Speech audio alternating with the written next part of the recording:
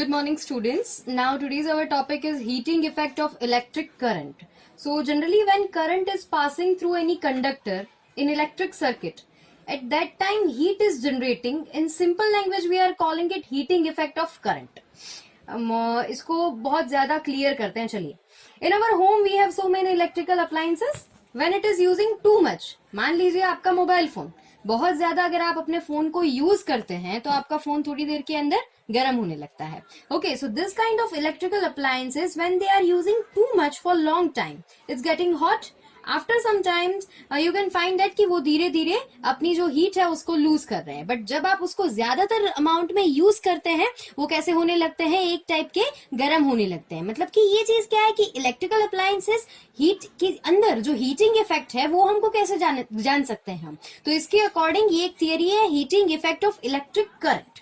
So why this thing is happening, मतलब कि ज्यादातर यूज करने से ये सारी चीजें गर्म क्यों होने लगती है. Because for a long time when current is passing through it, at that time it's developing heat energy in that. मतलब कि देखो, जब करंट उसके अंदर से पास हो रहा है तो जब करंट पास हो रहा है ज्यादा टाइम तक अगर उसके अंदर से वो करंट जा रहा है तो उसके अंदर से एक हीट एनर्जी जनरेट होना स्टार्ट हो जाती है. तो वो हीट एनर्जी क्या है, यहाँ पे एक सेंटेंस मैंने लिखा हुआ है कि एक टाइप का कन्वर्जन है इलेक्ट्रिकल एनर्जी का इनटू हीट एनर्जी में. मतलब कि जो इलेक्ट्रिकल एनर्जी ऑलरेडी उस सर्किट के अंदर है वो किसके अंदर कन्वर्ट हो रही है, हीट एनर्जी के अंदर कन्वर्ट हो रही है. Let me more clear. In electric circuit there is a conductor, right. मतलब कि कोई भी एक कंडक्टर आपने उसके अंदर ज्वाइंट किया हुआ है. इन दैट कंडक्टर कोई ना कोई रेजिस्टेंस तो जरूर से होगा. जब भी कोई करंट उसके अंदर से पास हो रहा है तो क्या रेजिस्टेंस का काम क्या है, एक टाइप का ऑब्स्टिकल्स. मतलब कि एक टाइप का ऑब्स्टिकल ही है रेजिस्टेंस. मतलब कि वो जो करंट एक इजीली स्मूथ वे के अंदर जा रहा है उसकी मूवमेंट को क्या करता है, डिस्टर्ब करता है. तो यही चीज होती है कि जब भी करंट उसके अंदर से पास हो रहा है तो एक टाइप की मूवमेंट के अंदर डिस्टर्बेंस आता है और यही जो डिस्टर्बेंस है उसकी वजह से क्या होती है, हीट जनरेट होती है. थोड़ा और क्लियर करते हैं that when this electrical energy convert into the heat energy, that is called the heating effect of electric current. In electric circuit there is a conductor, so current is flowing through that one end to the another end. If the conductor's resistance is too much high, मतलब कि आपके पास कोई भी conductor है, okay, उस conductor का resistance अगर ज्यादा रहता है, मतलब कि अगर उसका हाई रहता है रेजिस्टेंस, तो at that time what happen, heat will be generate in more amount. अगर रेजिस्टेंस हाई रहा तो आपकी हीट कैसी जनरेट होगी, ज्यादा अमाउंट में जनरेट होगी.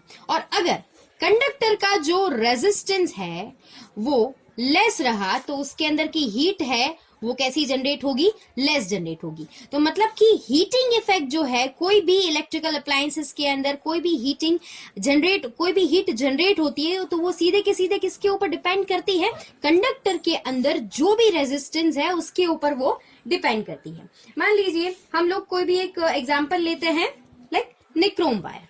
मोस्टली निक्रोम वायर कहाँ पे यूज होता है पता है आपको, गीजर्स के अंदर, हेयर ड्रायर्स के अंदर, आयन्स जो हम लोग यूज करते हैं वो सारे के अंदर कौन सा वायर यूज होता है, निक्रोम वायर यूज होता है. तो निक्रोम वायर यूज करने का मतलब क्या है कि अगर आप निक्रोम वायर को यूज करते हो तो निक्रोम वायर के अंदर ये जो रेजिस्टेंस है वो रेजिस्टेंस बहुत हाई रहते हैं. इसी वजह से ऐसे जो अप्लायंसेस है कि जिसके अंदर हीट जनरेट होनी चाहिए, आयन जिसका जो वर्किंग है हीट जनरेट करना, और दूसरी बात हेयर ड्रायर है जिसके अंदर से हमको हीट मिलती है. तो ये सारी चीजें कि जिसके अंदर हीट जनरेट करना बहुत नेसेसरी हो जाता है, तो ऐसे ही अप्लायंसेस के अंदर कौन से वायर यूज किए जाते हैं, निक्रोम वायर यूज किए जाते हैं. Okay, so geyser, electric irons, hair dryer. तो in this with the help of the nichrome wire they are generating heat. मतलब कि ये सारे जो अप्लायंसेस है उसके अंदर हीट जनरेट करने के लिए किसका सहारा लेते हैं ये लोग, निक्रोम वायर का. So the nichrome wires resistance is very high. Nichrome wire का रेजिस्टेंस कैसा है,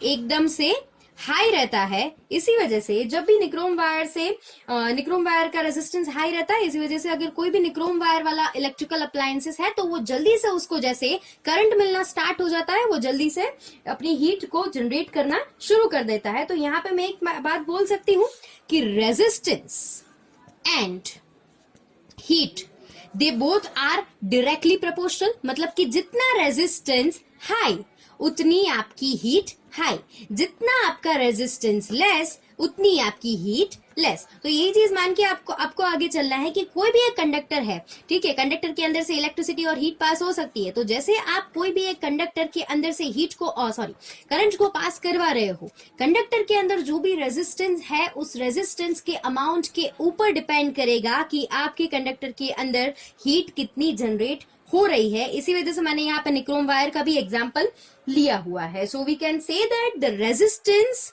and heat they both are directly proportional to each other. Okay, तो अगर हीट हाई रहती है तो रेजिस्टेंस हाई रहेगा, हीट लो रहती है तो रेजिस्टेंस लो रहेगा। Okay, if we are talking about this thing is phenomenal, अगर फिनोमिनल तौर पे लेना चाहते हैं, so when your current is passing through high resistance, when an electric current is passing through a high resistance, so then the resistance become very hot and produce heat। मतलब कि उस time पे क्या हो जाएगा, when an electric current is passed through a high resistance, मतलब कि जो कोई भी करंट है कोई एक ऐसे कंडक्टर से पास हो रहा है जिसका रेजिस्टेंस कैसा है, हाई रहता है, तो उस टाइम पे वो कैसा हो जाएगा, एकदम से हॉट हो जाएगा और क्या प्रोड्यूस करना शुरू कर देगा, हीट प्रोड्यूस करना शुरू कर देगा। तो for the producing heat what is necessary, the resistance of any conductor, high resistance of any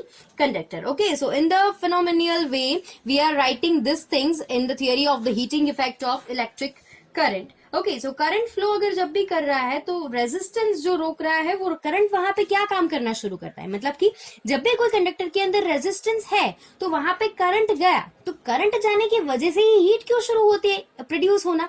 ये सवाल भी तो आपके दिमाग में आना चाहिए कि जब कंडक्टर पड़ा हुआ था, कंडक्टर के ऊपर कोई भी इफेक्ट नहीं हो रहा था, पर जब उसके अंदर से सर्किट के अंदर करंट फ्लो करना शुरू हुआ और जैसे ही कंडक्टर के अंदर करंट ने फ्लो करना शुरू कर दिया, तो उस टाइम पे रेजिस्टेंस कैसा हो गया, आपका रेजिस्टेंस तो आपका हाई है, तो उसी टाइम पे करंट ने ऐसा क्या किया कि जिसकी वजह से आपकी जो हीट प्रोड्यूस हो रही है वो हाई हीट जो प्रोड्यूस हो रही है, वो हीट इतनी हाई क्यों है और इसी की वजह से आपका जो इलेक्ट्रिकल अप्लायंसेस है वो इतना हॉट क्यों बन रहा है। Okay, so current will start work on that in much amount, मतलब कि जैसे करंट कंडक्टर के अंदर गया उसने अपना काम करना शुरू किया, जैसे जैसे उसने अपना काम करना शुरू किया वैसे वैसे हीट प्रोड्यूस होना शुरू हो गई।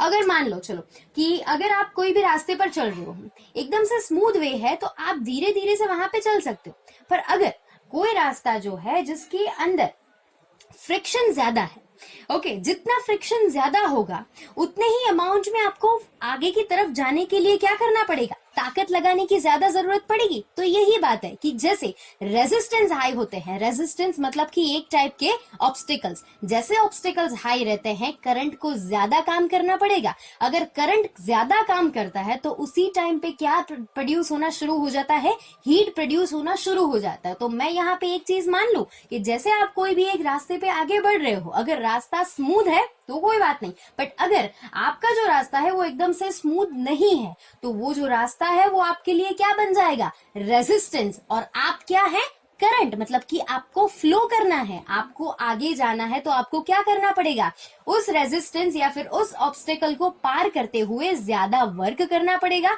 तो जैसे आप ज्यादा वर्क करते हो तो उसी टाइम पे आपके बॉडी के अंदर भी हीट जनरेट होती है, जैसे ही ऐसे इलेक्ट्रिकल अप्लायंसेस के अंदर हीट जनरेट होना शुरू हो जाती है। तो that is the thing that current is doing this kind of work in this circuit when the heat is producing in any electrical appliances, that current will start work on in much amount, so the current will work and the heat amount will be more, and if there is a less resistance so heat amount will be less। मतलब कि मान लो कोई भी एक conductor है, जैसे मैंने कोई भी एक कंडक्टर लिया, कंडक्टर का रेजिस्टेंस कैसा है, हाई, तो जैसे कंडक्टर का रेजिस्टेंस हाई रहा आपका वर्क का अमाउंट कैसा रहेगा, हाई, जितना वर्क का अमाउंट हाई रहेगा आपकी हीट भी कैसी हो जाएगी, हाई।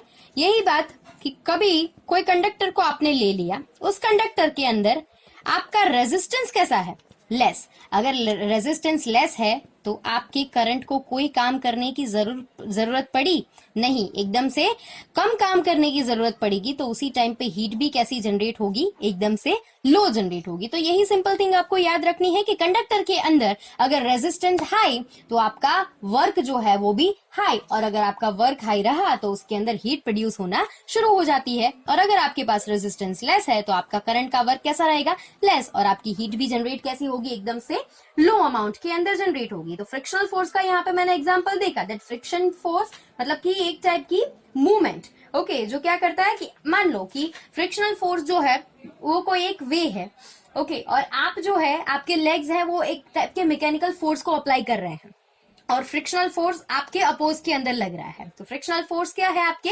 ऑब्स्टिकल्स, और आप क्या है, एक टाइप के करंट। आपको आगे जाना है तो आपको ज्यादा काम करना पड़ेगा, और अगर आप जैसे ज्यादा काम करते जाते हो तो उसी टाइम पे आप ज्यादा आगे बढ़ते हो, और दूसरी बात आपका वर्क भी कैसा रहता है, हाई वर्क रहता है। तो जैसे आपका वर्क हाई रहेगा, आपकी हीट की जो अमाउंट है वो भी कैसी रहेगी, हाई रहेगी। तो जितना ज्यादा फ्रिक्शनल फोर्स उतना ज्यादा आपको क्या करना पड़ेगा, ताकत लगानी पड़ेगी। तो यहाँ पे करंट भी यही कर रहा है, करंट को भी क्या करना है कि जितना ज्यादा रेजिस्टेंस वो उतने ज्यादा तरीके से आगे बढ़ता रहता है, जितना ज्यादा रेजिस्टेंस वो उतने ज्यादा ताकत से वो आगे बढ़ेगा, मतलब कि उसके वर्क के अमाउंट के अंदर क्या आएगी, इंक्रीज आएगी, और जैसे उसकी वर्क का अमाउंट इंक्रीज होता है उसकी हीट भी कैसी हो जाएगी, एकदम से हाई हो जाएगी, और उसके अंदर जो प्रोड्यूसिंग अमाउंट ऑफ हीट है वो कैसा रहेगा, हाई रहेगा, with the comparative of the less resistance conductor. Okay, तो यही चीज रहेगी, that same thing is here, that in the resistance and frictional force मैंने जो आपको एग्जांपल दिया।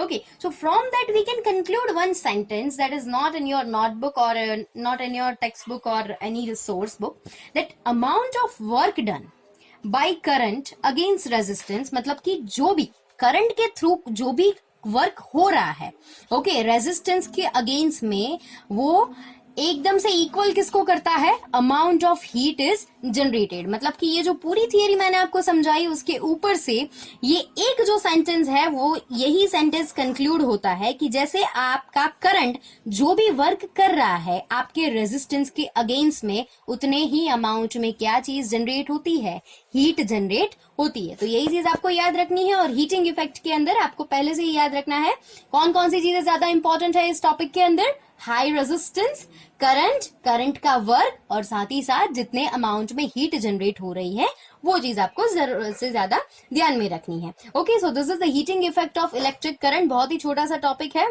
If you are clear with this theory, so you don't have to read so much on this topic. So in the next video we will do much more things.